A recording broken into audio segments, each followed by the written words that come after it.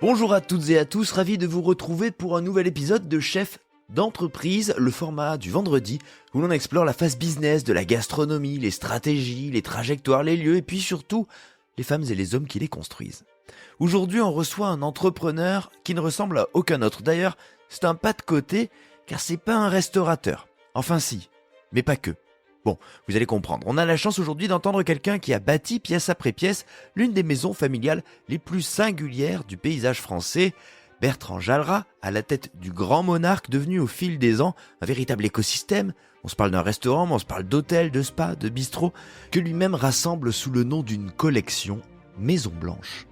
Et ce qui est intéressant, c'est que tout son parcours d'entrepreneur tient d'une conviction fondatrice. Accueillir, créer des lieux où les gens se sentent bien, ce n'est pas seulement servir, c'est imaginer, investir, transformer, proposer et j'ajouterai oser.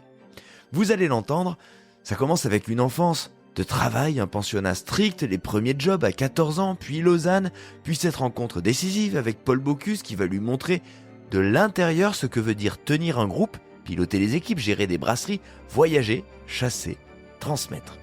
Ensuite viennent les années d'apprentissage à Paris, le petit riche, épisode savoureux où la cadence infernale va forger et l'intuition commerciale s'affûter. Rencontre fulgurante aussi avec Nathalie qui deviendra sa partenaire dans la vie comme dans la construction de la collection Maison Blanche.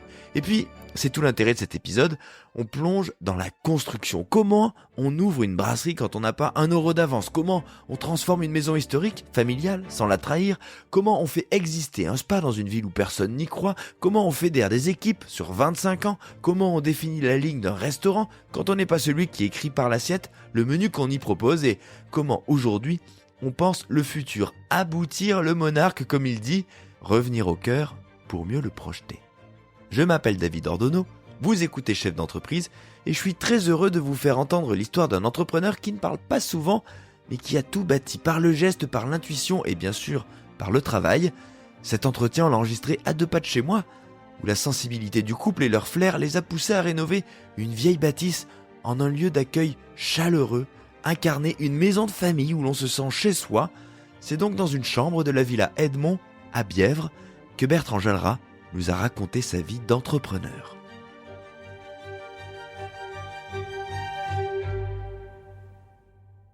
Est-ce que vous pouvez décrire l'environnement dans lequel vous avez grandi? À quoi ressemblait l'environnement de votre enfance? Ça ressemblait à quoi quand vous étiez enfant? Mon enfance, je la caractériserais par une grande famille, mes grands-parents, 4 enfants, et un frère, et beaucoup de cousins et de cousines. Une maison de famille où on se retrouve très régulièrement pour Noël, pour des événements privés, etc., etc. Une grand-mère ultra présente, ultra fondatrice, et voilà. Et la notion de famille est inculquée immédiatement. Voilà. Alors, on est à Chartres, on est en Sologne puisque mes grands-parents s'étaient fait exproprier pour la construction de l'autoroute, juste à côté. Alors c'est la 10 à 11. Et du coup, ils rachètent une maison en Sologne et ça sera la maison de famille où on se retrouvera tous entre cousins, frères et sœurs, voilà. Donc ça, c'est vraiment très très fort dans la famille. D'ailleurs, on a fait une cousinade cette année et qui est à chaque fois un succès. Et voilà, donc ça, c'est le terrain de jeu. Et à Chartres, alors, mes parents, hôteliers restaurateurs à Chartres et traiteurs. Donc, école. Et à 10 ans, des notes moyennes. Mes parents bossent beaucoup. Direction de pensionnat chez Jésuite au Mans, 3 ans de pensionnat au Mans, 3 ans de pensionnat à Orléans. Donc la première semaine, quand je suis rentré au pensionnat, je me suis dit je resterai jamais plus d'une semaine. Puis je suis resté, j'ai fait toute ma scolarité dans un pensionnat. Et voilà, donc c'est une bonne école, hein, on apprend bien, on apprend à se débrouiller tout seul. On s'apprend à se sortir des mauvais coups et voilà. Donc c'est un pensionnat assez strict, mais du coup très exigeant et intéressant. Voilà. Je pense que ça nous a quand même donné beaucoup de profondeur à mon frère et à moi dans cette capacité à porter les choses, quoi.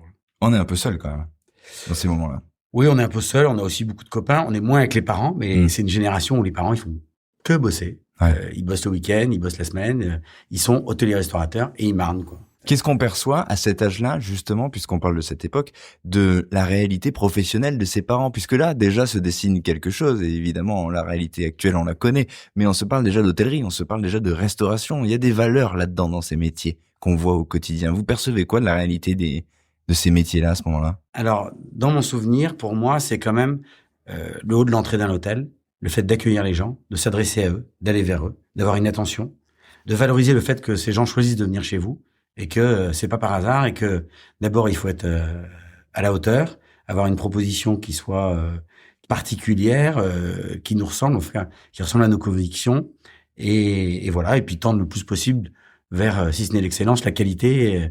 Je dis, quand je pense à excellence, je pense que l'excellence, elle est à tous les niveaux. Ça peut être un tout petit bistrot et ça peut être un lieu excellent. Donc voilà, on en connaît quelques-uns. Donc voilà, tendre vers la sincérité en tout cas et l'authenticité de la proposition et ne pas tricher.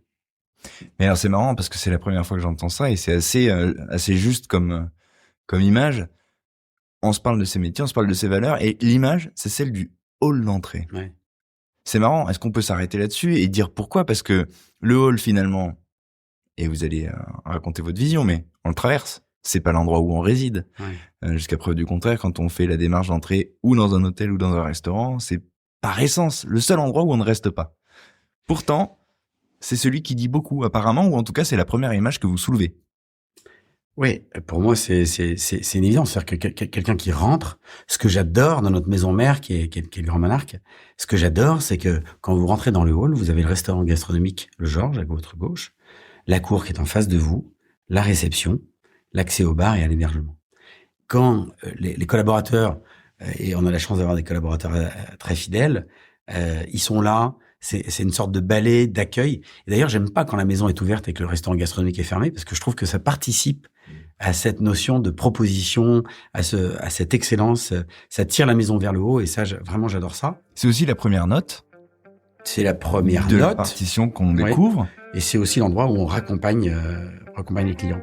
L'accueil, c'est évidemment un métier de passion. Et cette passion, quand on l'exerce, enfin, comme tout secteur, eh ben, elle produit ses effets et ça fonctionne. Et là, c'est vraiment agréable.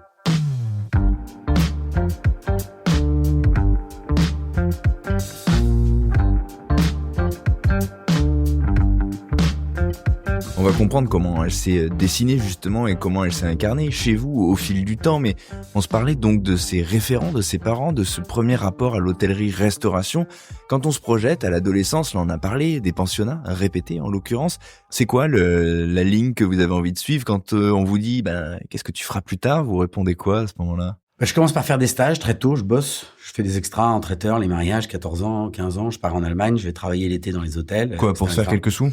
Oui, c'est ça, Ouais. découvrir, avoir une expérience, se balader, apprendre l'allemand, enfin des choses simples, quoi. Et je me dis, d'abord je rêvais d'être hôtelier. Ah oui. Mes parents étaient hôteliers, mais je rêvais d'hôtellerie. Et en fait... Mais attendez, pardon. Qu'est-ce qui fait rêver et de quoi on rêve quand à cet âge-là, on se parle de l'adolescence, Qu'est-ce qui fait rêver à ce moment-là dans l'hôtellerie? C'est pas une évidence, hein. Un secteur qui m'attire, c'était pas la restauration d'ailleurs, c'était plus l'hôtellerie. Ouais. Régulièrement, je vais à Paris, parce qu'on n'a pas beaucoup de palaces en province, au moins. Et j'adore aller découvrir un hôtel, aller qu'est-ce voir... qui vibre? Je sais pas, je trouve que la force de proposition, la création, l'originalité, quand le Crillon a rouvert, Rosewood, le groupe quand il rouvre, et qu'ils mettent des titis parisiens à l'accueil, avec la déesse, vous avez vu comme la déesse du général de Gaulle. C'est vrai, c'est vrai. C'est vrai. Voilà. Et qu'on Ça, voit... c'est la scène pour les auditeurs. Parce que moi, j'arrive tout à l'heure, on arrive avant l'interview, on se retrouve au même moment sur la route, je suis en moto, et il y a une déesse qui arrive, et c'est vous qui êtes au volant de la déesse. Voilà. Pas mal. Ouais, il faut la faire rouler un peu. Et j'adore. Et d'ailleurs, elle fonctionne très bien. Elle est en très bel état. Très bel état. Ouais. C'est vraiment un bonheur. Et voilà, donc je prends ce Crillon qui est un hôtel mythique. C'est pas facile de toucher à ça. Quand même. Il faut réinventer une institution, un palace parisien comme ça, c'est pas facile. Et là, ils font des travaux phénoménaux et le résultat, le détail dans les chambres, la petite déesse dans chacune des chambres qui reprend la déesse qui est à l'accueil. Enfin, je veux dire, toute cette notion de détail, toute cette notion d'application, je trouve que c'est une école formidable. Et alors, je vous en parlerai après, mais j'ai rêvé d'être hôtelier et en fait, je me suis retrouvé restaurateur parce que j'ai rencontré Paul Bocuse. Voilà. Et voilà. Mais là, ce dont on se parle, c'est de storytelling, c'est d'histoire qu'on raconte, c'est de théâtralité. Là, on se parle d'une théâtralité. Et quand on se parle de la manière dont on va mettre en scène une expérience. C'est une Un hôtel, c'est une mise en scène, c'est une pièce de théâtre, c'est 24 heures sur 24. Au théâtre, il y a une représentation par jour. Ouais. Dans un hôtel, c'est non-stop. toute la journée. Ouais. 365 jours par an. D'ailleurs, beaucoup de nos établissements sont ouverts 365 jours par an. On est Mmh. ouvert à Noël, au réveillon, etc. Donc, effectivement, cette mise en scène, elle est vraiment intéressante. Et on la travaille avec ses moyens, avec ses possibilités et avec son génie. Donc là, il y a un travail, peut-être plus tard, mais avec mon épouse, où on a pensé ce qu'on voulait faire, vraiment, notamment au Grand Monarque, faire un lieu de destination, un lieu de vie, un lieu où on séjourne, un lieu où on reste, un lieu où on profite, un lieu où on mange, où on peut fumer un cigare si on est amateur, où on peut, voilà. Et toute cette vie, on mange dans la cave. Tous les jours, on va à la cave. Tous les jours, on emmène des clients dans la cave. Tous les jours. Où les gens vont visiter la cave. On avait un dîner hier soir, et des gens qui venaient, alors c'était pas la même table que le midi, mais qui sont venus, qui avaient de l'émotion à se retrouver dans ce lieu. Et c'est une mise en scène, c'est bien éclairé, c'est simple. Ce que j'aime pas, ce qui est ultra sophistiqué ou ce qui est luxueux. On parlait tout à l'heure de oui, vous voulez de conserver une forme d'authenticité. Oui, je crois pas du tout. On dit les tripes du bonhomme et la gueule de l'endroit. Je crois que ça, c'est vraiment quand même un ADN fort. En tout cas, dans notre manière de fonctionner, c'est sûr qu'on ne ferait pas quelque chose qui nous ressemble pas.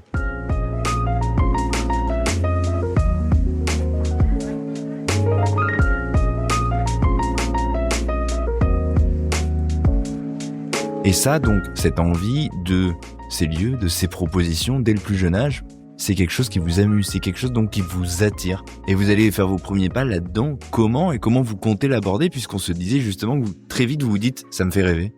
Je rêve d'hôtellerie, je fais des stages, et puis j'ai mon bac, convenablement, mais sans faire maths sup, maths spé, sans possibilité de faire maths sup, maths spé. Je passe le concours de l'école hôtelière de Lausanne, et je me rends compte que je peux faire une école mondialement connue, qui est dans un métier que je connais et qui me passionne. Donc là, j'hésite pas une seconde, après le pensionnat, tout de suite, 17 ans et demi, j'arrive à Lausanne, j'arrive, cursus. Validé par les parents, j'imagine, parce que eux, ou pas d'ailleurs, parce que parfois les parents ils disent, je veux surtout pas que tu fasses la même chose que moi. Ils étaient très contents, c'est sûr, très contents.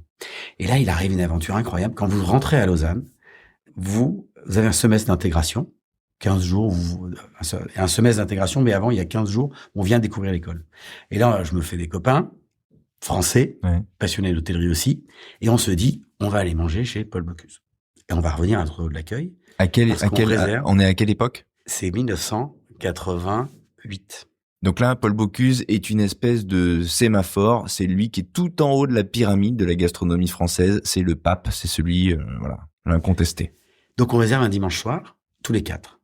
On arrive avec 4 jeunes étudiants sapés comme jamais. Et on rentre dans le hall. Et là, il y a un monsieur qui a à l'époque 65 ans à peu près, qui est droit devant nous, qui nous accueille et qui nous dit « Bonjour les gars ».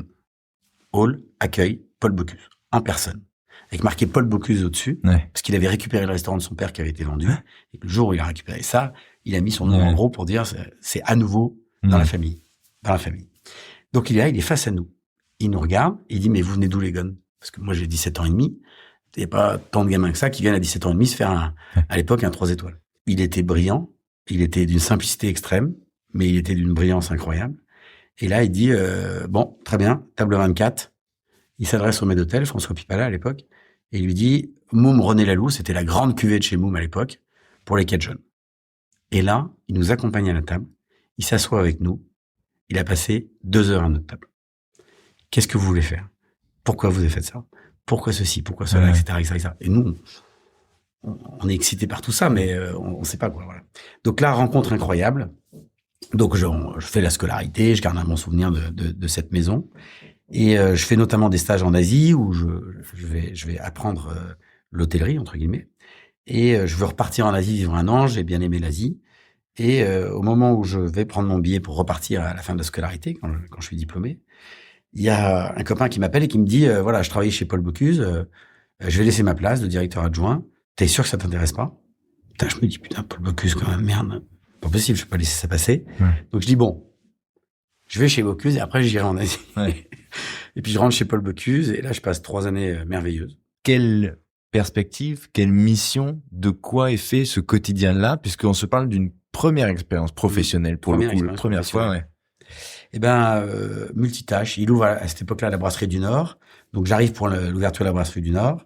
Je collabore à toute l'ouverture au projet. C'était sa première des 4 brasseries lyonnaises qui qui ont eu le succès qu'on connaît. Mhm.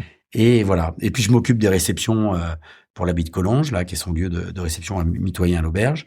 Et puis je collabore à l'auberge, je m'occupe de tout, des inventaires, de tout. Donc le jeune qui apprend À tout driver finalement, bizarrement. Enfin, voilà. c'est ça le contraste de ces moments-là aussi. C'est qu'on est le plus jeune, on débarque et en même temps on se retrouve un peu à tout faire. Ouais.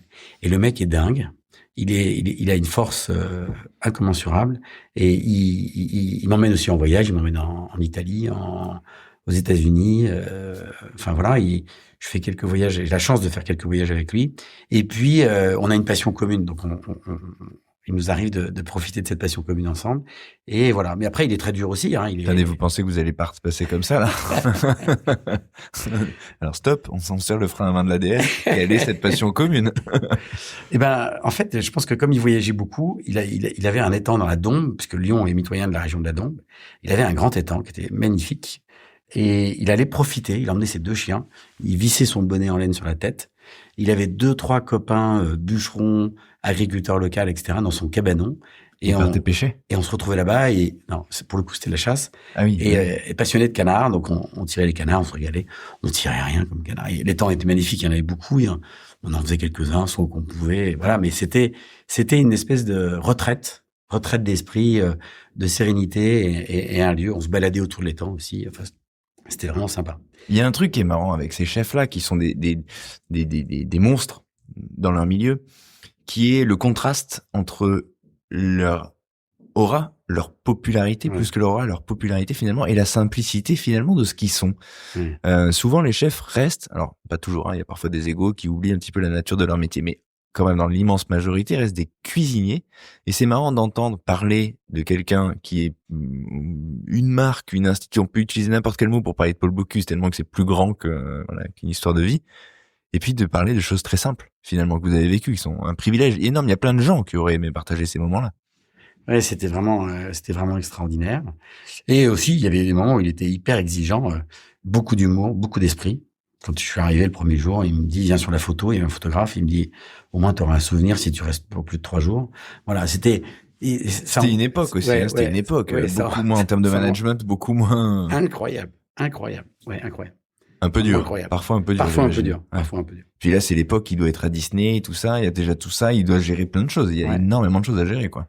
Ouais, c'est incroyable d'ailleurs cette capacité. C'était c'était un appareil photo, il se baladait avec son appareil photo. Partout, dès qu'il voyageait, il prenait des photos, il s'inspirait, il reproduisait. Et il savait après, avoir la rigueur de continuer à mettre en application dans le temps, ce qu'il découvrait et ce qui l'inspirait.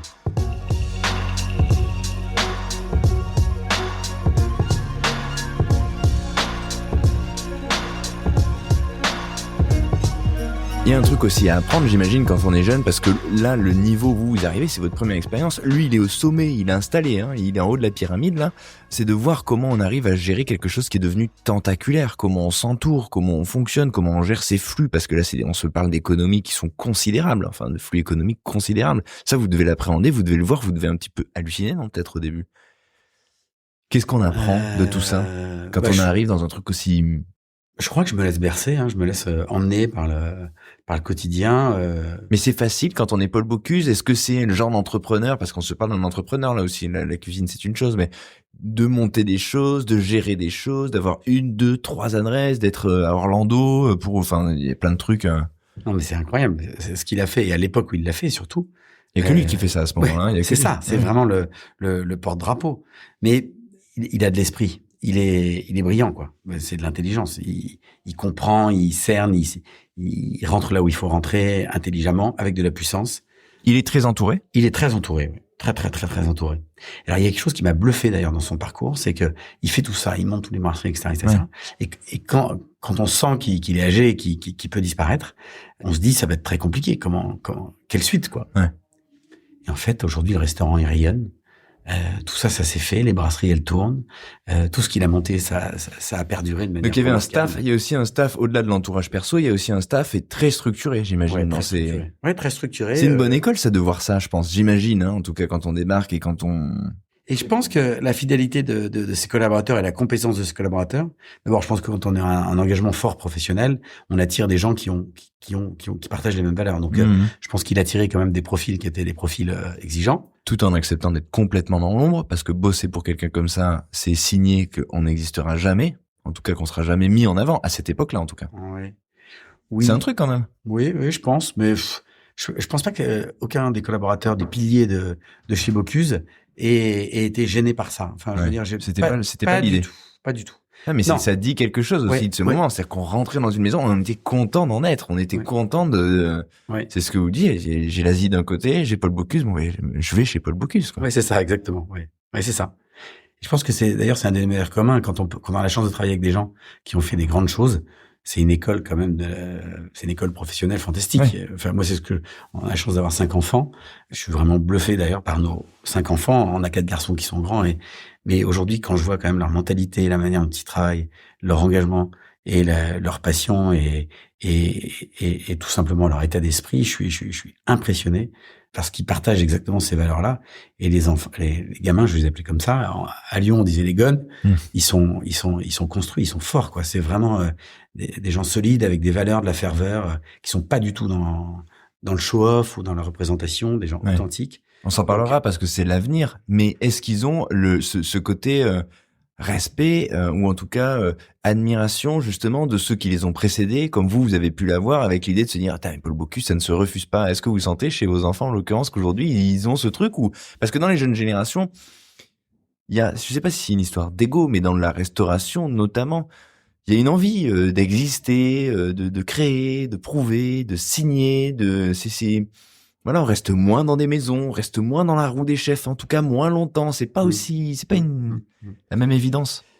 Ouais, je trouve que c'est un sujet vraiment, évidemment, l'humain est au cœur de nos métiers, parce que on est pourvoyeur pourvoyeur d'emploi, oui, mais on est surtout. C'est la matière, l'humain, c'est votre matière. C'est ça. Et d'ailleurs, on pourrait dire que c'est 90%. Il y aurait un hôtel avec un très bon lit, une loupiette sur la table de nuit et un accueil merveilleux. Et voilà, je pense que personne ne mettrait une mauvaise note sur Booking ou sur les sites d'avis. Donc évidemment que de l'humain c'est tout. Voilà, ça résume le sujet. C'est 95%. Et on a la chance, ou j'espère qu'on la mérite, mais d'avoir comme ça des collaborateurs qui sont des ancrages pour nous, comme Paul Bocuse a eu. Et aujourd'hui, d'ailleurs, j'ai récemment fait un petit post Instagram et j'en fais très peu, j'en fais 2 par an. Et il y en a un où j'ai mis, je crois que l'envie d'entreprendre naît de l'échange avec les collaborateurs. Et je le pense vraiment, c'est-à-dire que quand on est dans votre position hier, c'est eux qui nourrissent cette énergie. Oui. Aujourd'hui, ce matin, on avait un projet de restaurant. Et ce projet de restaurant, on n'a pas les mêmes matinées. Hein. Il est pour des collaborateurs. Ouais, vraiment. Et on a déjà une bulle de collaborateurs qui vont incarner ce projet, quoi. Ouais, c'est enthousiasmant. Je comprends. Ouais. Donc, tu te dis, stimulant. Ouais, c'est ça. Hyper stimulant. Ouais.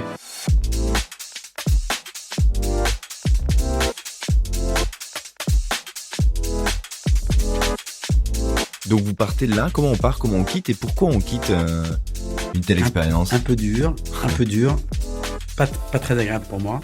Et pourquoi vous voulez partir? Qu'est-ce qui fait qu'à un moment... Je veux pas partir et un jour il y a un monsieur qui m'appelle et qui me dit je voudrais vous rencontrer et je voudrais venez sur Paris dans un restaurant qui s'appelle Le Petit Riche. J'adore. Donc là j'ai... Institution aussi, votre institution, un décor de fou. Ouais, exactement. J'adore cet endroit. Et là, 26 ans, je vais à l'entretien. Je ne sais pas pourquoi je vais à l'entretien. On ne dit rien dans ces cas-là. Je vais à Paris, on ne dit rien, on va là-bas. C'est ça. Je vais à Paris, je rencontre un monsieur brillant qui a une carrière fabuleuse, ancien cadre du chez Accor qui après a développé un groupe hôtelier qui a été repris par sa famille après. Et je déjeune avec ce monsieur Lameloise que je connaissais parce que je connaissais un peu son frère parce qu'il était 3 étoiles à Chagny en Bourgogne là. Et c'était un couple d'ailleurs les Lameloises à Chagny formidable. Et d'ailleurs quand j'allais à Lausanne, souvent je m'arrêtais et j'allais boire un café, mais j'allais pas manger, mais j'allais leur dire bonjour, les voir. Ça me faisait une étape entre Chartres et Lausanne. C'était pile à mi-chemin. Drôle, coïncidence. Donc quelques années après. Oui, c'est ça exactement. Et donc Monsieur Lamelloise, Christian, me demande de venir, je fais l'entretien et je me souviens pendant le déjeuner, on déjeune ensemble, mais je lui dis, donc restaurant, mais moi j'ai jamais travaillé à Paris, je vois qu'il y a du personnel qui grouille partout là-dedans, 30-35 collaborateurs, c'est une brasserie qui vit, ça fait 400 couverts par jour, enfin brasserie-restaurant. Et là je me dis, je dis à Monsieur Lamelloise, mais qu'est-ce que vous voulez que je fasse dans ce restaurant, quoi? Et il me dit, je veux que vous dirigiez ce restaurant. Alors là je tombe des nues, complet. Et je me dis, pourquoi pas. Enfin, sur le moment, je sais même pas. Je suis flatté, mais je sais même pas, quoi. Ouais, j'ai 26 ans et j'ai travaillé que pour Paul Bocuse, quoi. Donc c'est pas si évident. Il vous ça. dit pourquoi Je sais vous pas, propose ça? Qu'est-ce qui lui parle selon vous? Je sais pas. C'est vraiment. Il m'avait croisé dans l'univers de Paul Bocuse et il s'est dit que peut-être voilà. Il y avait un ADN du vin. J'étais quand même passionné par le vin déjà. Et à Optirich, il y a vraiment un ADN des vins de Loire, donc ça retentissait. C'était pas illogique. Voilà. Donc proposition.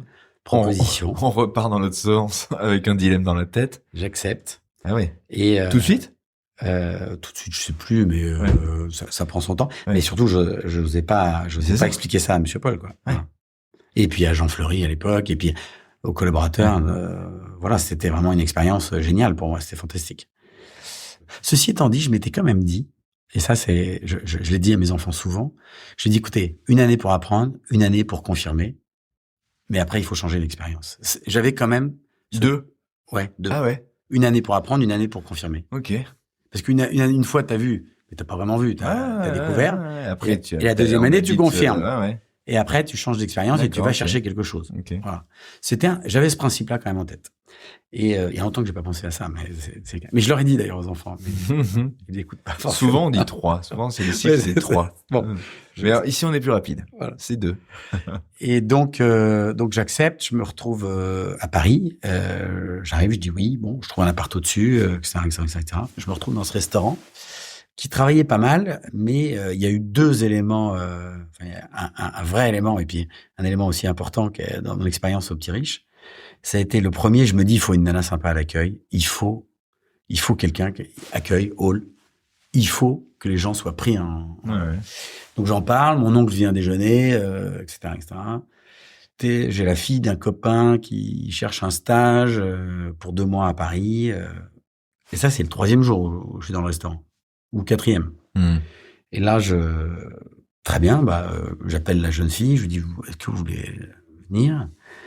Donc j'accueille cette jeune fille et je monte dans le salon au 1er étage pour faire l'entretien. Au Optirich, il y a des salons à l'étage. Ouais. Et je regarde cette jeune fille, je me dis vraiment ravissante et dynamique. Et je lui dis, vous voulez...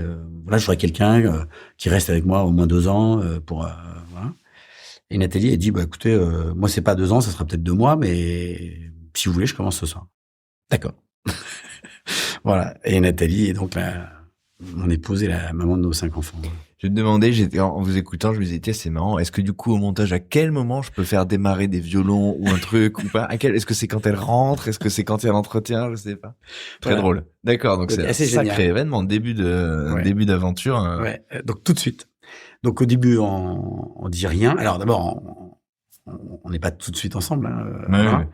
Mais on sent bien quand même qu'il y a un attachement l'un pour l'autre. Et donc il y a un petit peu d'eau qui coule sous les ponts. Et puis après, on se rencontre. Début de l'histoire.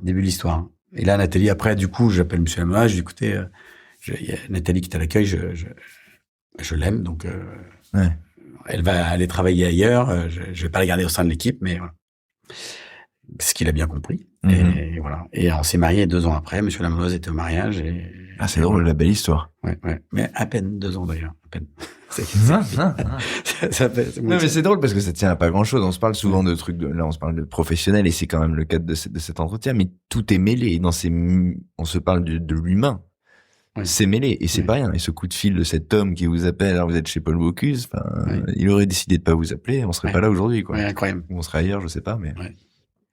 Drôle. Donc voilà, super expérience au Optirich. Et un soir, hall d'accueil, on revient au hall d'accueil. Un soir, le restaurant est bondé, il y a du monde partout. Le bar est plein. Et je vois un monsieur arriver, assez élégant, pas très grand, et avec une dame très très élégante. Et je sais pas qui refuse ces gens-là. Et je me dis, pas bon ça. Ça va pas aller cette affaire. Donc je leur cours après, je les récupère à la porte, je les prends et je les installe au bar qui était bondé d'ailleurs, et je leur dis, écoutez, laissez-moi, je vous offre un verre de Vouvray méthode traditionnelle, patientez 5 minutes. On va voir ce qu'on peut Très bien. faire. Et là, le monsieur me dit, très bien, super, ok, on attend, pas de problème. Et malheureusement, c'était un soir d'attentat à Paris, et le monsieur me donne sa carte et me dit, je suis journaliste au Figaro, et mon nom est Maurice Baudouin, et à l'époque, il n'y a pas tous les portables. Il me dit peut-être que le Figaro va appeler le restaurant, parce que je leur ai dit que j'étais là. Très bien. Moi, je dis rien. Maurice Baudouin, je regarde, Figaro Magazine, article, restaurateur, copain des restaurateurs et des chefs, etc. Je me dis, bon, faut que je m'occupe bien de lui, et voilà. Et très bien, il dîne, il passe un bon moment, on repart, je leur offre les 2 verres de Vouvray pétillant. Une semaine après, il y a un monsieur qui m'appelle et qui me dit, voilà, je voudrais bien faire une photo de notre restaurant. On se retrouve avec une page complète dans le Figaro Magazine, le petit riche, etc., etc. Donc c'est fantastique. Et là, le chiffre d'affaires du restaurant, il progresse de 40%. Il explose.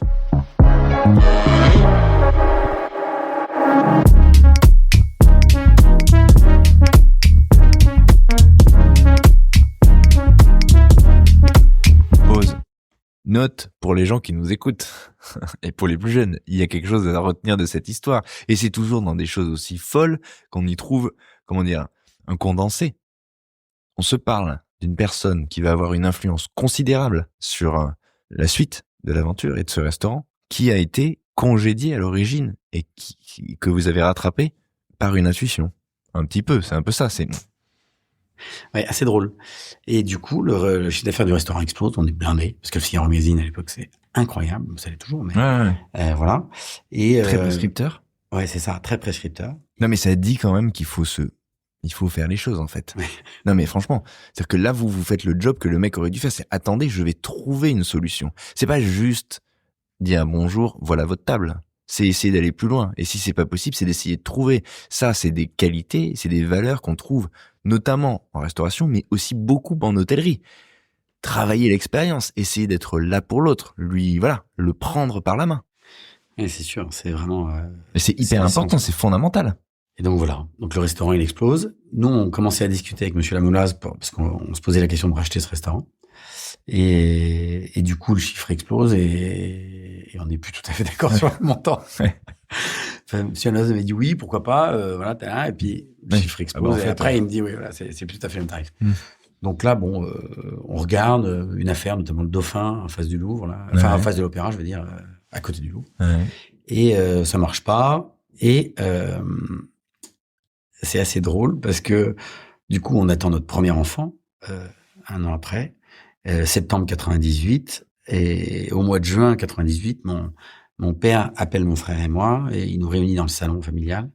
Il dit voilà, le Grand Monarque, on s'est régalé, mais il y a, je sais pas, monsieur Gilles Choucroune à l'époque et un investisseur qui voulait racheter le Grand Monarque. Et mon père était traiteur. Mon père et ma maman, ils ont bossé comme des dingues, et il adorait le traiteur. Pourquoi? Parce qu'il adore faire la fête. Et je sais pas si vous avez vu le film Le Sens de la fête, mais à part les 10 dernières minutes qui sont un peu olé olé, le reste, c'est le résumé de la vie de mon père. Ah ouais. C'est exactement ça. Et de son parcours. Donc ça a une importance colossale et ça emmène le Grand Monarque, ça dépasse le Grand Monarque. Il y a quasiment plus de chiffre d'affaires en traiteur qu'en Grand Monarque. Mais le traiteur, c'est quelque chose de très, où il faut une rigueur extrême. Et je pense qu'à l'époque, peut-être que mes parents le font avec tellement de passion, c'est tellement bien, il y a tellement de qualité qu'à un moment, financièrement, c'est peut-être pas la meilleure équation. Donc se pose la question de céder cet établissement. Et voilà. Et je précise que mon père a toujours le même sens de la fête et il reçoit encore. Il est de 43 et il reçoit encore chez lui. Et comme, ça tient la fibre. Ça devrait être dans le... C'est dans les gènes. Ouais, c'est ça, exactement. Il adore ça. C'est dans son ADN. Ouais, c'est l'ADN, exactement. Et donc Nathalie et moi, on se dit, on va voir Paul, vivre à Paris avec les enfants. Et on se dit, la province, c'est pas mal, on va aller s'installer. Et là, on arrive dans cette maison, il y a le landau dans le hall de l'hôtel. On habite l'hôtel au départ. Ce qui est pas facile d'ailleurs. Et voilà. Et on a une expérience drôle. Donc je me dis, je sais pas combien de temps je resterai, mais je vais essayer de redresser le truc. Et si ça fonctionne, on y va. Et si on n'y arrive pas, au moins. Donc là, vous êtes couvert un petit peu, c'est-à-dire que la famille dit vas-y teste et puis on voit après, ou vous... Alors pour que ce soit plus simple, moi, j'avais eu l'expérience du restaurant qui avait évolué en prix après avoir fait évoluer le produit. Donc, je dis tout de suite à ma famille, écoutez, moi, je veux bien venir, mais je veux être chez moi le jour où j'arrive. Je veux qu'on arrête les choses et que voilà, qu'il n'y ait pas de discussion ultérieure après. Voilà, c'est-à-dire que je veux bien m'investir à fond, mais c'est moi qui prends la barre. Ouais, c'est ça, c'est moi qui prends la barre. Ouais, mais c'est important, c'est pas un détail en fait. Ouais, c'est pas un détail, exactement. Et puis après, ça te donne la liberté d'action, la légitimité. Bien sûr. Sinon, c'est une perte de temps. Tu me prends un temps fou à habiter un endroit et parfois on n'y arrive pas. Donc cette expérience de Petit Riche, elle est quand même enrichissante et ça m'évite à Chartres de reproduire ce schéma. Et donc on démarre, on attaque à fond. Et à l'époque, restaurant gastronomique, pas étoilé. L'hébergement, donc pas mal de personnel en restaurant gastronomique, un restaurant qui tourne plus ou moins, avec des charges salariales importantes. Voilà, donc une maison qui tourne quand même, une maison où il y a de l'esprit, etc., mais qui a des petits sujets de rentabilité. Lourde, un peu lourde. Ouais, lourde.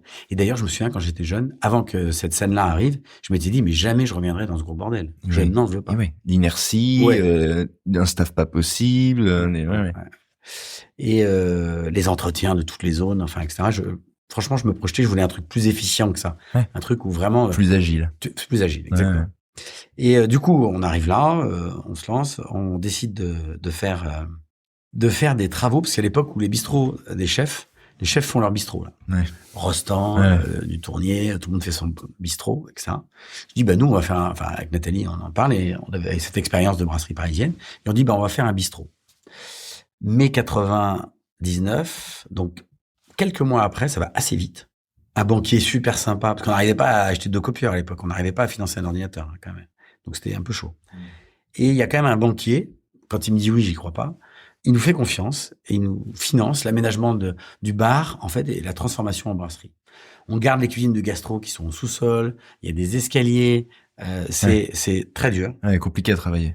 Et on ouvre, et quand on ouvre, je crois, le 11 mai 99, le premier service, 99-2025, ce restaurant est toujours complet, quasiment tous les services. Alors, 2 questions. L'intuition, elle se nourrit de quoi à ce moment-là? Qu'est-ce qui fait? Parce que des idées on va prendre cette direction, on va fixer tel cap. Voilà, c'est des envies, c'est des trucs un peu impalpables. Parfois, il y a aussi des données peut-être plus claires, ça tient à quoi? Et ça repose sur quoi? Parce que c'est un choix. Bocuse encore, son restaurant gastronomique. Je connaissais les chiffres, je faisais tous les tableaux analytiques, les comptes d'exploitation. Et puis les brasseries. Et je voyais bien les brasseries comment ça fonctionnait. Donc là on est à Chartres. C'est pas non plus. Et puis je suis pas chef, donc c'est pas le gastro que je peux relancer. Et il y a encore le traiteur qui est mêlé à cette époque-là. Donc voilà. Donc il y a un truc que j'ai appris aussi chez Bocuse, c'est la brasserie. Et je me dis bistrot, brasserie, on y va. Je sais faire. Et là, fantastique, la première année, 99, on fait ça, on ouvre, on est complet. On rajoute 1 million d'euros de chiffre d'affaires au chiffre d'affaires de l'époque de l'établissement. Et quand vous avez investi 300 000 euros à tout casser, je crois que c'était 320 000 euros à l'époque, ou 320 000 francs, 320 000 francs. Oui, de fait. Francs. Et que tu te retrouves à faire 1 million d'euros de chiffre d'affaires en plus, une affaire qui était un peu dure, elle devient profitable, elle gagne de l'argent. Et après, il s'ensuit 15 ans de vraiment se tuer au boulot, c'est-à-dire bosser le dimanche jusqu'à 18h, saluer tous les clients qui partent, accueillir tous les clients, 6 jours sur 7 ou 7 jours sur 7. J'allais pas à un dîner, j'allais pas à la chasse, j'arrivais après le repas de chasse du midi, je les rejoignais dans les champs, je débarquais avec mon truc, je rejoignais. Et un dîner, il y a pas un dîner où j'arrivais avant 22h15 ou 22h30, quoi. Donc, il m'accueillait quasiment pour le fromage et le dessert. Pas facile, quand même. Et en termes de vie, même de vie perso, on se parle des enfants depuis tout à l'heure. Enfin, c'est une espèce de machine à... j'ai fermé, par exemple, le restaurant gastronomique le dimanche pour pouvoir avoir le dimanche avec mes enfants. Et je concevais pas que le restaurant puisse être ouvert. Et je l'ai fait aussi pour moi, mais je l'ai aussi fait pour les collaborateurs. C'est-à-dire que quand vous donnez le dimanche à vos collaborateurs, à un moment où c'est difficile de trouver du personnel, c'est sûr que les collaborateurs, ils vont y être sensibles. Mais ce que ça dit aussi, c'est l'envie d'incarner. C'est le sentiment qu'il faut être là aussi. Ah oui, grave. Et aujourd'hui, elle prend parfois d'autres réponses aussi. La présence, l'incarnation, quand on a une affaire, quand on est chef ou quand on est restaurateur, Alors, je veux pas dire qu'on est passé de tout l'un à tout l'autre, mais il y a ces 15 années où vraiment on marche comme des fous. Et un jour, on a ce joli projet de la cour intérieure. On transforme le jardin, on va dîner chez Coste. On voit qu'il y a un corridor, qu'il y a une cour intérieure, à la lumière, etc. Et là, la brasserie qui avait été un succès, on la prend, on la déplace dans la cour intérieure et on redonne au bar cette lettre de noblesse qui redevient un bar à cocktail. Voilà. Et cette cour, elle démarre aussi, premier jour. Pour nous, c'était un investissement. Ça passait ou ça cassait, c'est-à-dire que si ça loupait, ça loupait. Ah oui. Vraiment. Genre, fin de c'était fin de la truc. Ouais, c'est 2007, donc on emprunte plus de 2,5 millions pour faire cette brasserie énorme. On transforme toute la cour intérieure de l'hôtel, on y va et on ouvre et ça marche. Et puis c'est fonctionnel, on remonte les cuisines. Toutes les cuisines étaient en sous-sol parce qu'on avait souffert de ça aussi. Pour une portion, un supplément frites, il fallait que le gars il redescende, qu'il se tape 40 marches, qu'il aille chercher les frites et qu'il les remonte. Donc ça fonctionnait pas. Et là déjà un peu de difficulté à recruter du personnel parfois. Et je me dis bon, il faut que les cuisines soient devant les restaurants. Donc on remonte, on garde des cuisines de production en bas, très bien organisées, et on crée des cuisines d'envoi qui sont des cuisines ouvertes vers le restaurant qui fonctionnent. Vertigineux quand même. Ouais, vertigineux. Non, parce que là, c'est des moments charnières de la vie d'une entreprise. Là, on est là, on rigole, on est dans une chambre, on est bien installé, on connaît pas la fin de l'histoire, mais en tout cas ce qui s'est passé après. Voilà, c'est des moments où où ça peut s'arrêter, quoi. Ça tient à quoi? Qu'est-ce qui fait qu'on se dit, ok, faisons-le, faisons ce projet, mettons tout cet argent à ce moment-là, même si on risque tout. À l'époque, on a une femme, des enfants, on a bossé, enfin, c'est... Les 5 et tout. Non mais... Ouais. Et là, on se effectivement, c'était une évidence, en fait, on sent. Et je vous disais tout à l'heure, j'étais avec un architecte toute la matinée parce que on a un nouveau projet pour améliorer l'hôtel et on était à la mairie hier pour le présenter ou le défendre, je sais pas comment on dit. Ça dépend de qui est en face. et voilà. Et on a une vision. Et je sais pas, on sent, c'est une évidence, il faut le faire. Voilà. Okay. Et alors, je trouve que le pari le plus incroyable, ça n'a pas été le mien, c'était celui de mon épouse il y avait une station-service qui est à côté, et un jour, Jean-Pierre Gorge, qui est un maire fondateur, avec des projets colossaux pour la ville, qui ont inscrit cette ville avec des éléments, il a fait travailler Villemode pour refaire l'hôtel de ville, le résultat, il est sublime, il a créé le premier centre aquatique européen, enfin bon bref, il a travaillé cette ville de manière très positive. Et réaménager le quartier gare, enfin les projets ils sont nombreux et colossaux. Et donc ça s'inscrit dans cette démarche. Et la station-service, un jour je vois la station-service ouverte et il y a une pelle qui arrive et qui arrache le trottoir parce qu'ils avaient prévu de faire un parking de 2000 places souterrain pour qu'il n'y ait plus de voitures dans la ville et qui distribue en fait tout le cœur de ville. Hyper intelligent.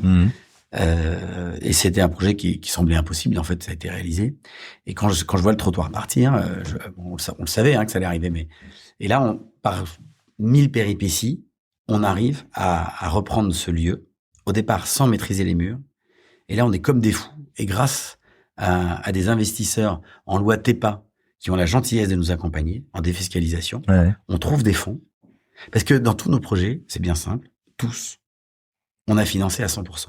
C'est-à-dire qu'on n'a jamais eu 1 euro d'apport dans aucun de nos projets. Mais alors, on commence quoi? Par la modestie, et c'est comme ça que ça démarre. En fait, c'est sûr que c'est beaucoup plus long. C'est-à-dire qu'après, tu bosses pendant des années, mais les 30% que t'as pas mis, tu vas commencer par les bosser avant de percevoir le moindre euro, quoi. Donc c'est énormément de travail. Faut avoir une passion du travail. Enfin, faut s'épanouir dans. Mais c'est plus qu'une passion. La création, c'est toute la vie passe là-dedans, là. Ouais, c'est ça.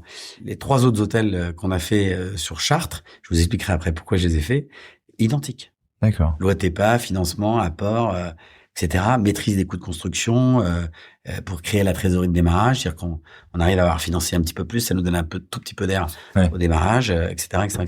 Et l'idée de cette station, c'est de faire quoi? On hésite, une pizzeria, un truc sur le centre-ville, une taverne. À l'époque, c'est les tavernes Quentin, etc. Et puis ça ne nous ressemble pas exactement. Et Nathalie dit, on va faire un spa. Et là, on n'a pas un rond. On est en train de construire un autre hôtel juste à côté avec, pour le coup, des associés. Et on achète, je peux dire des chiffres parce qu'ils sont bien sûr. vérifiables. On achète des murs 1 million d'euros au cœur de la ville, 100% d'endettement, et on finance avec des investisseurs en loi TEPA 2,5 millions. Donc on investit 3,5 millions dans un spa. On est en 2010, donc avec tout le portage, les travaux, etc. Et on crée 540 mètres carrés de spa, un salon de coiffure, une onglerie, 6 cabines, dont 2 cabines de massage, un bassin sensoriel, etc., salle de gommage, enfin tout. Et on crée un des premiers spas. D'ailleurs, Spa A nous décerne le titre de meilleur spa en 2010. Et à l'époque, il n'y avait pas beaucoup de spas et surtout pas de spa aussi ancré, quoi, aussi important. Je sais pas si on doute pas, mais là, celui-là sur le papier, on fait. Et puis, ça allait quand même dans le sentiment de faire la destination de cet hôtel une destination. Oui, on crée un spectre complet. Exactement. Et au quotidien, ça nous aide énormément, puis ça nous a permis aux portes de Paris de se démarquer clairement. Donc, ce spa incroyable, énorme. Au départ, on ne sait pas. Et puis, première année, des pertes colossales. Deuxième année, un peu moins, mais toujours colossales. Troisième année, encore, mais un peu moins. Et quatrième année, on arrive à l'équilibre. Et en travaillant une clientèle qui est captive, entre guillemets, on convertit la clientèle hôtelière. Le spa au Monarque, il y a 11 collaborateurs qui travaillent dans ce spa. Donc, c'est un spa qui est ouvert sur la ville, avec une clientèle voisine. Et d'ailleurs... c'est quoi le ratio de la clientèle entre ceux qui viennent de l'hôtellerie et ceux qui viennent... je dirais 50-50. Ah ouais. D'accord. Ouais. Ah oui, donc il est bien intégré. Ouais, très bien intégré. Ouais, c'est pas rien, c'est le pari, il est là, en fait. Et surtout. On crée un ascenseur qui vient desservir les chambres d'hôtel et pour qu'on puisse directement... Personne ne sort. Mitoyen, exactement. Ouais, bien sûr. Trop bien. Donc ça, je pense, c'est le pari le plus fou parce que le spa, à l'époque... Oui, sur le papier, là, il fallait être un peu barjot. Et voilà. Et c'est trop sympa de voir ce spa fonctionner. Là encore, avec des collaborateurs plein d'intégrité, d'engagement, de force, etc. Et il y a une question qui se pose, là, les auditeurs doivent se la poser. Vous dites que la maternité, en l'occurrence de l'idée, comment on fait quand la première année, on se dit ouf, la deuxième année, on se dit ouf, la troisième année, on se dit oh oui, mais bon. Exactement comme vous faites, en fait. Voilà. Non, mais comment on gère ça quand c'est l'autre qui a eu l'idée? Comment on gère... Parce que ça, c'est un vrai truc pour le coup. Entreprendre en couple, c'est un truc qui est particulier.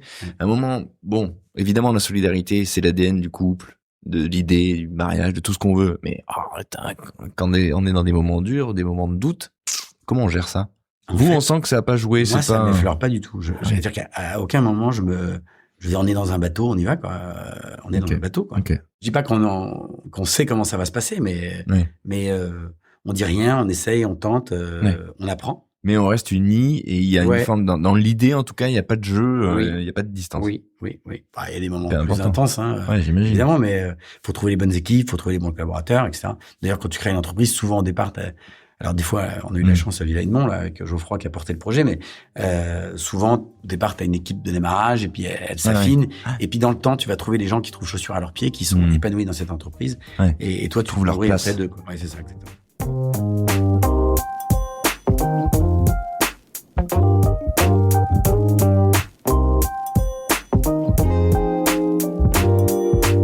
Donc là, mine de rien, cette aventure, cet ancrage à Chartres, il commence à se développer, à se déployer. On enchaîne des succès quand même, des confirmations. Là, on se parle du spa qui est sur le papier. On peut se dire, mais pourquoi ils font ça? Et en fait, 4 ans, c'est long quand on voit des pertes. Mais à une échelle entrepreneuriale, c'est pas dingue. C'est ça, les emprunts, ils sont sur assez long. Je sais même pas comment on a eu la trésorerie, en fait, pour tenir. 4 ans, c'est pas très très long. Si, parce qu'en fait, quand vous financez en loi TEPA, vous avez un apport qui est important. C'est-à-dire qu'on avait beaucoup d'actionnaires. Donc, en fait, l'endettement était relatif. Il y avait des pertes, mais on avait du capital. D'ailleurs, je sais plus quel homme politique avait mis en place ce truc-là, mais nous, on n'aurait pas eu ça à l'époque. Ouais, c'était pas possible. Mais rien. Donc, il y a quand même un chrono qui se met en marche. Ouais, c'est ça. Donc après, simultanément, je me dis, voilà, il y a une opportunité de reprendre un hôtel à côté, qu'on construit. On investit avec des associés. Je pense à une famille avec qui je suis toujours associé et avec qui c'est très agréable d'être associé. Valeur, simplicité, on est d'accord. Pas facile, hein, les attelages. Ouais, mais c'est ça. Et en fait, bizarrement, autant il y a des sujets sur lesquels je trouve qu'on ne peut pas être associé, autant il y a des sujets sur lesquels on peut être associé. C'est quoi les sujets que vous gardez pour vous et que vous voulez pas partager avec d'autres regards, justement? Eh bien, le Monarque, par exemple, pour moi, c'est un ADN familial. Et ça, on peut pas y toucher. C'est compliqué de faire rentrer un associé là-dedans. Trop compliqué. Puis navire un peu amiral et tout, voilà. Affect plus centre névralgique, ça, on le garde pour nous. C'est ça. Il y a quand même des choses. Après, c'est trop compliqué. Et il y a pas eu que des succès d'ailleurs. On en parle volontiers. On a eu des choses qui n'ont pas réussi. Et il y a des collaborations qui n'ont pas été fructueuses. Voilà. Mais je le dis parce que je le pense vraiment. On est en 2025. La France est dans un état peut-être compliqué. En tout cas, il y a des choses qui sont mises en avant. Et le matin, quand je me lève et que je travaille avec les collaborateurs avec lesquels je travaille, je me dis que tout va bien et que c'est hyper épanouissant, que ce qu'on a fait, on l'a fait, et qu'aujourd'hui les choses roulent, sont au goût du jour. Elles ont un sens. On n'a jamais triché. On a fait un hôtel économique. Alors, j'en viens aux hôtels économiques. Un jour, j'ai fait un première classe. Pourquoi j'ai fait un première classe? Parce que je me disais que l'hôtellerie, et je me suis complètement gouré, je me disais, le Monarque, un jour, il n'arrivera pas à vivre parce qu'il y aura trop de masse salariale et on pourra pas tenir les ratios. Et il faut que je diversifie. À l'époque, tout le monde fait des mercures sans restaurant, etc. Plus personne ne veut faire de restauration à cette époque-là. Alors, c'est que du 4e gamme, ce qui va se casser la gueule complètement après. Donc je me dis, je vais faire pareil. Il y a pas de raison que les mecs, ils investissent à Paris, ils sont avocats ou banquiers, ils investissent dans des hôtels en province. Il n'y a pas de raison que nous, on le fasse pas. On va le faire de la même manière. Donc, je fais ces hôtels-là et je me dis que je vais apprendre aussi du système des chaînes, de la relation avec la chaîne. Un autre monde, hein. Etc. Autre monde. Autre relation, etc. Et bon, ça reste quand même de l'accueil et ça reste quand même de la qualité. C'est pas la même mais musique. La première classe, quand on le construit, il est nickel. C'est-à-dire que c'est un hôtel, c'est des grandes dalles de carrelage élégantes. Bon, c'est le lit première classe, mais voilà. J'ai pas dit Formule 1. Première classe, c'est un peu différent. Et l'hôtel, il est aujourd'hui, on l'a construit, celui-là, on l'a ouvert en 2015, et il a 10 ans, et il est en état nickel. Enfin, j'oserais dire que, hormis le Grand Monarque, qui a son histoire et une évolution à travers le temps, les autres produits, ils sont au goût du jour. C'est-à-dire que je pense que l'investissement, il est de maintenir, de garder, il faut continuer à travailler ces adresses, c'est ça qu'on se dit. Continue d'investir dedans. Les gens, ils aiment la qualité. Enfin, je veux dire, ils font bien la différence entre la qualité. Aujourd'hui, il y a des avis. On peut pas aller contre les avis.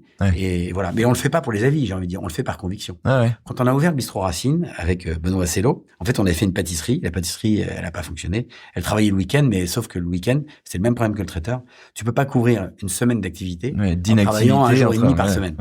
Donc, on a créé cette pâtisserie, on a perdu de l'argent, significativement. À l'époque où c'était compliqué parce qu'on avait tous les investissements en simultané.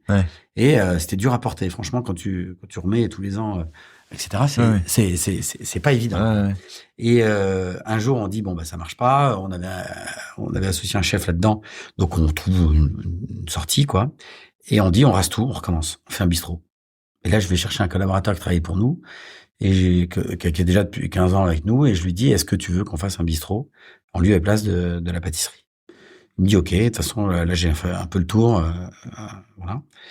Et donc, ce chef, Benoît Sello, pour pas le nommer, voilà. Et on ouvre ce bistrot, et on dit, on fait un bistrot différent de ce qu'on a, mais produits locaux à fond, vraie cuisson, vrai travail. Vraiment. On cuisine. On cuisine et on va au bout des choses. Et tous les restaurants autour, ils proposent de la salade César, du burger, du machin, etc. Et nous, on dit, on ne fera pas de frites. Et c'est pas vieux, hein, ça a 3 ou 4 ans, ça. Et le restaurant, au départ, il démarre timidement. Et là, Benoît est un mec solide et Charlotte qui l'entoure, ou Marion, là, sont des nanas solides en salle. On bouge pas. On continue. Ça démarre timidement, la cuisine est sophistiquée, tout le monde comprend pas ça, etc., etc., etc., etc. Bon, aujourd'hui, je pense pouvoir dire assez aisément. D'abord, c'est complet tout le temps. Et l'équipe, elle a pas bougé. Et aujourd'hui, ce qui était différent, ce que les gens comprenaient pas au départ, est devenu un classique de Chartres. C'est notre force. C'est implacable. Les gens adorent. Moi, j'ai des compliments tous les jours. Sur les sites d'avis, les gens sont dithyrambiques. Génial. Et Racine, ça tourne. Alors, c'est trop petit. Parce qu'il n'y a pas beaucoup de place. C'est une ancienne banque qu'on avait transformée. Donc, voilà. Mais je trouve que ce projet Racine, il montre que quand tu as des convictions, des fois, ça peut prendre du temps quand même. Donc, il faut pas... Des fois, ça démarre tout de suite. Et des fois, ça peut prendre un petit peu de temps. Et aujourd'hui, Racine, c'est vraiment super.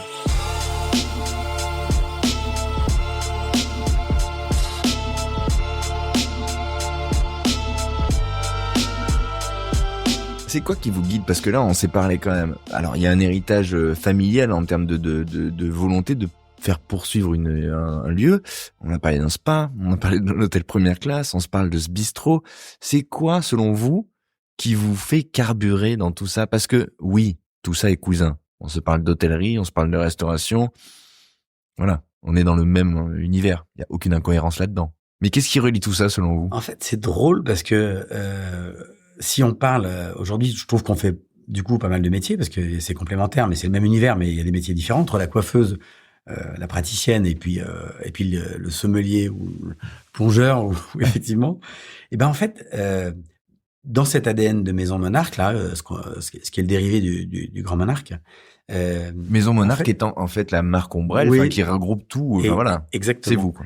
Et aujourd'hui, on n'a pas deux fois la même chose. C'est-à-dire que aujourd'hui, on a Villa Edmond, qui est un lieu qui est destiné aux fêtes familiales, qui est destiné. Oui, parce que les auditeurs, ils sont là, vous, c'est votre normalité, mais Villa Edmond et le dernier bébé de l'histoire, on est d'ailleurs à Villa Edmond, donc à Bièvre, on est à 2 pas de Paris. Il faut pas trop le dire parce que voilà, c'est une maison qui a été refaite du sol au plafond. Voilà, c'est encore une autre proposition, hôtellerie, événementielle. Et là, on n'avait pas de lieu pour faire la fête. Ah ben voilà. Mais voilà, il manquait un truc à cette histoire. On avait fait l'hôtel, on avait fait le spa, on avait fait un bistrot, on avait fait le gastro. Il manquait un endroit pour faire la fête. Voilà. Et en fait, c'est vrai que dans nos offres, on n'a pas jamais deux fois la même chose. Voilà. Et quand je sais pas, il y a une volonté de destination, de complémentarité, de répondre à une demande. Et d'explorer aussi, c'est ce qu'on s'est dit. Moi, la question que je vous pose, c'est à quoi vous carburez. Il y a un peu de ça quand même. Il y a un petit. Puis je le vois en plus dans votre regard là quand vous parlez des trucs. Il y a une lumière qui s'allume. Là, on sent s'il y en a un autre qui sonne à la porte demain, on dirait tu peux envisager aussi. Il y a une envie, un appétit de ça. Ouais. Non, ce que je voudrais vraiment aujourd'hui, et c'est la raison pour laquelle ce matin on était avec un architecte et qu'on était à la mairie hier, c'est aboutir le Monarque. Et pour aboutir le Monarque, il faut qu'on refasse, parce qu'en fait on l'a rénové à travers le temps. Et je trouve que ça c'est à la fois très qualitatif, les notes sont très bonnes et on a beaucoup de compliments et c'est très agréable. Grâce aussi essentiellement aux collaborateurs, mais je trouve que d'abord il y a beaucoup d'investissements dans l'hôtellerie et l'hôtellerie je dirais pas d'hyperluxe, qu'on n'est pas dans l'hyperluxe, mais dans une forme d'excellence. Et je pense que il faut rendre au Monarque ce qu'il nous a donné, c'est-à-dire c'est là où on a commencé, c'est là où on s'est donné, quoi. Et aujourd'hui, le Monarque, il mérite d'être au niveau de tous les beaux hôtels qu'on voit s'ouvrir aujourd'hui, dans différentes gammes, mais je pense à Patrick Bruel qui vient d'ouvrir son hôtel, qui est sûrement très abouti. Voilà, il y a quand même beaucoup d'investissements dans l'hôtellerie, beaucoup de produits qualitatifs, avec des fonds qui sont pas toujours. Quand on voit Primar, etc., c'est magnifique. On en parlait tout à l'heure. C'est somptueux, c'est magnifique. Voilà. Et je pense que le Monarque, il peut pas être à la traîne de ça. Voilà. Parce que même si aujourd'hui c'est satisfaisant, demain ça le sera pas. Mais il y a une réalité économique parce que là il y a de l'affect aussi qui se mêle là. Il y a une envie aussi de prendre soin, de continuer. Il y a une réalité, une vocation économique à se dire on peut pas non plus se laisser distancer, d'accord. Mais est-ce que on sait que parce que ça va être encore des investissements quand même. Non, je peux en parler précisément parce que d'abord je pense qu'il y a une vraie réalité économique, c'est-à-dire qu'à un moment, au lieu d'entretenir et faire des dépenses d'entretien pour entretenir quelque chose d'ancien, il vaut mieux rénover, investir et amortir pour que le produit soit en état, rénové, et qu'on vienne pas réparer le tuyau qui fuit à gauche et le tuyau qui fuit à droite. Ça, c'est le premier sujet. Le deuxième sujet, c'est que dans cette perspective, mon souhait, c'est de rééquilibrer le chiffre d'affaires restauration et hôtellerie. Parce qu'aujourd'hui, on est essentiellement 75% de notre chiffre d'affaires, c'est de la restauration. C'est la restauration, ouais. Alors qu'on a un hôtel de 56 chambres. Donc, il faut qu'on rééquilibre ça. C'est quoi les taux d'occupation moyens quand on a, parce que 56 chambres, c'est pas un petit hôtel, hein, le taux moyen en France, schématiquement, il est à 55%. Un hôtel qui fonctionne, c'est un hôtel qui je dirais, qui est à 65-70%. Peut-être 72, 74. Un hôtel qui cartonne, donc là, on est plus région parisienne ou là on est plus à 80 et on monte volontiers à 90%. Et au Monarque, en fait, comme c'est une destination et qu'on a une clientèle qui évolue tout au long de l'année, c'est-à-dire qu'on a les mêmes équipes. Au Grand Monarque, on est 100 collaborateurs. C'est simple. Et en fait, la clientèle, il y a une clientèle qui est constante au fur et à mesure de l'année, mais on a quand même, l'été, on a les touristes. Quand les corpos sont pas là, et après on a les corpos, et après on a des événements privés le week-end. Donc on a les flux continus. On a les clients qui viennent de Paris pour le week-end, passer le week-end dans un spa, visiter la cathédrale. Voilà. Et en fait, il y a un mix clientèle qui est vraiment très important. Et ça, c'est une force terrible. Pas mal, c'est une chance c'est cher. Enfin, c'est l'endroit, c'est force terrible. Force terrible, c'est vraiment super. Et ça, c'est né de la complémentarité de l'offre. Donc, cette brasserie qui était née, qui est venue complémenter, le bar qui est redevenu un vrai bar, le gastro qui a eu son étoile en 2009. Non, on est étoilé. Et alors, on a un projet sublime où le le permis va être déposé en fin d'année et on va modifier ça pour donner une seconde vie au restaurant gastronomique, peut-être aller chercher une deuxième étoile. Et là encore pour les collaborateurs, parce que les collaborateurs ils sont là, ils sont en demande, ils veulent y aller, ça avance, donc ça répond à une évolution logique de la maison, quoi. Voilà. Il y a des chambres qui vont être créées, qui seront dans l'esprit, mais peut-être un peu plus contemporaines. Et puis on va déplacer le restaurant et l'amener sur un rooftop sur laquelle on aura la vue sur la cathédrale. Voilà, donc c'est le Grand Monarque qui est plutôt dans les faubourgs, enfin sur la place en bordure du restaurant, on sera face au portail royal de la cathédrale. Et d'ailleurs, c'est Alain Saint de Reims qui était venu parce que tous les ans on fait un événement qui s'appelle la Pelée des Vins de Loire. Ouais. Et Alain Saint de Reims a été un des premiers chefs quand Olivier Poussier nous a rejoint pour organiser cet événement. Il avait dit à Chartres, la cathédrale elle est pleine de verticalité. Il faut que les choses aient de la hauteur. Il faut que les choses, la cathédrale elles sont hautes parce qu'on veut regarder en l'air et on veut voir loin. Et donc là bientôt on va pouvoir depuis la terrasse. Alors, bientôt je sais pas exactement dans quel délai, mais effectivement, voilà, il y a un vrai projet. Et du coup on recrée ce restaurant dans cet ADN, parce que tout s'est transformé en la restauration. Ça m'amène à parler des producteurs locaux, mais les producteurs locaux, c'est une aubaine formidable pour les restaurateurs, parce que aujourd'hui, nous, au Georges, qui est l'étoilé, on a un label 3 écotables. Ouais, pas mal. Super, c'est le meilleur. On est parmi les meilleurs restaurants. Enfin, les restaurants les mieux notés en termes d'écotables. 3 écotables en étoilé. Aujourd'hui, on achète, il y a 90% des produits qui viennent de Grâce au Jardin, donc qui est le potager local. Le bœuf, il vient de limite Perche, Eure-et-Loir.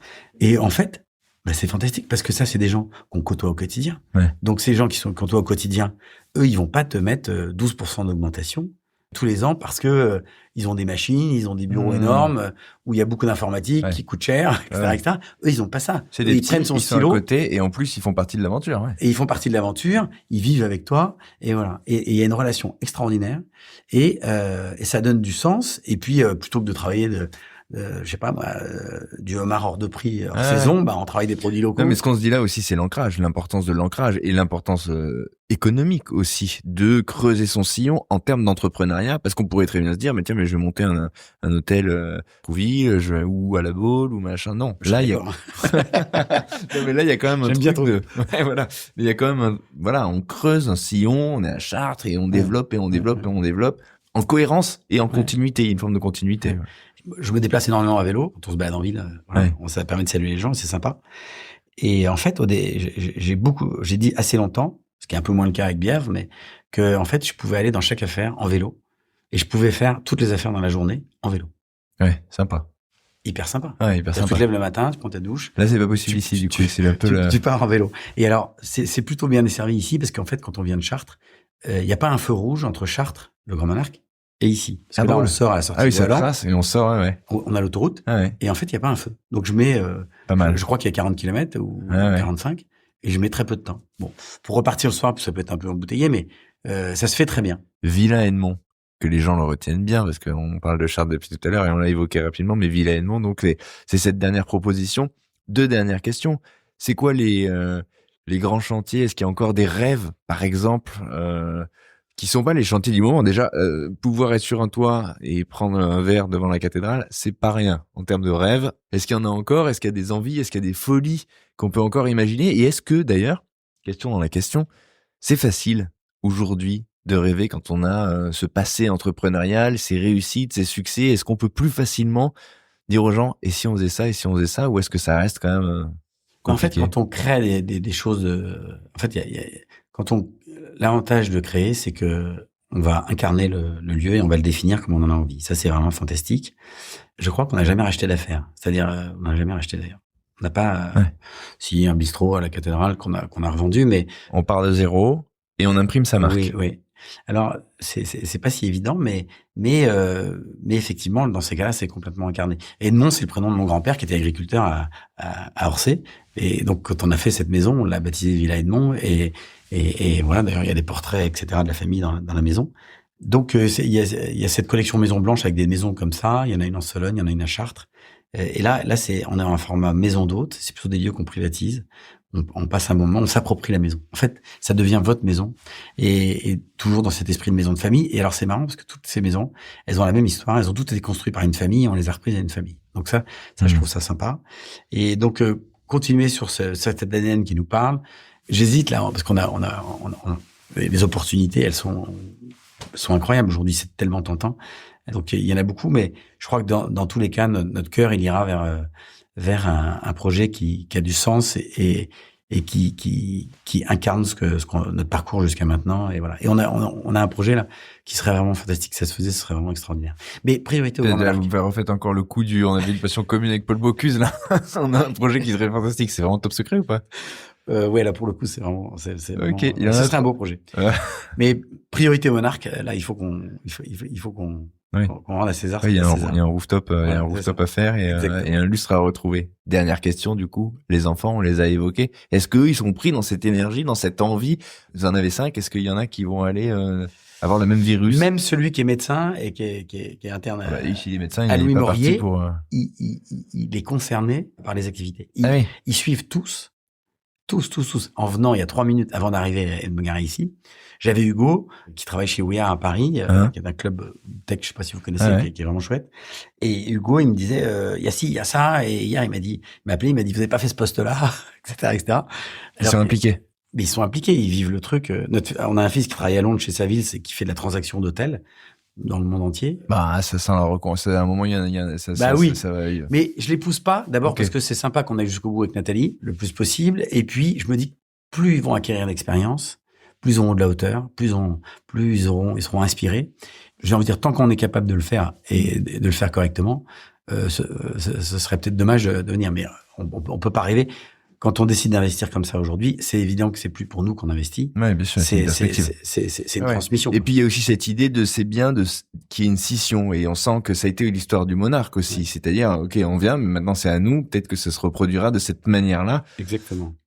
Pardon, mais comme la perche est tendue, c'est quand même un duo qui porte toute cette histoire depuis le début, et c'est une histoire d'amour qui se traduit de manière entrepreneuriale.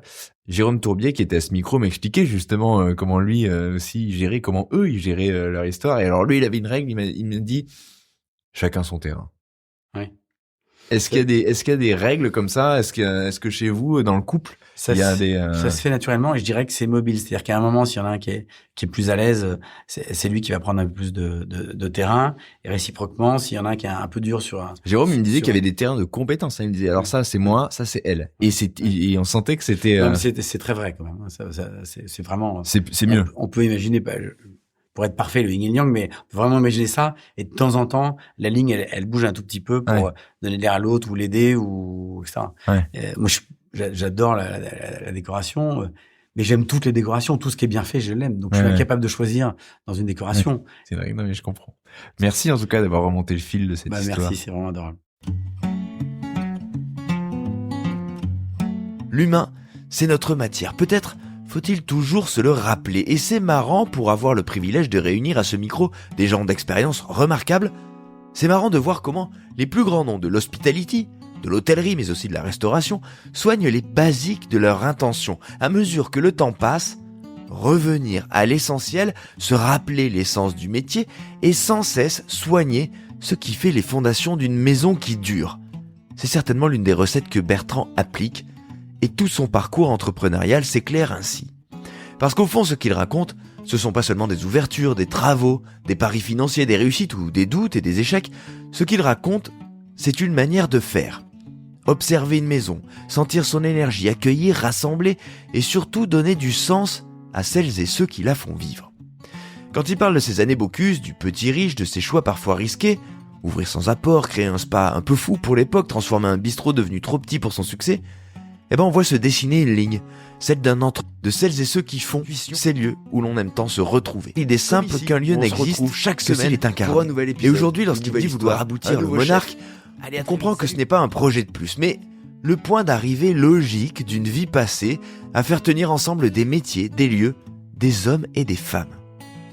Merci Bertrand pour cette parole généreuse, précise et pour cette vision très incarnée de l'hospitalité. Merci à vous, chers auditeurs, chères auditrices, de suivre chaque vendredi Chef d'entreprise, le format où l'on donne à voir les métiers de l'hôtellerie, de la restauration bien évidemment, autrement, du côté des entrepreneurs, des bâtisseurs,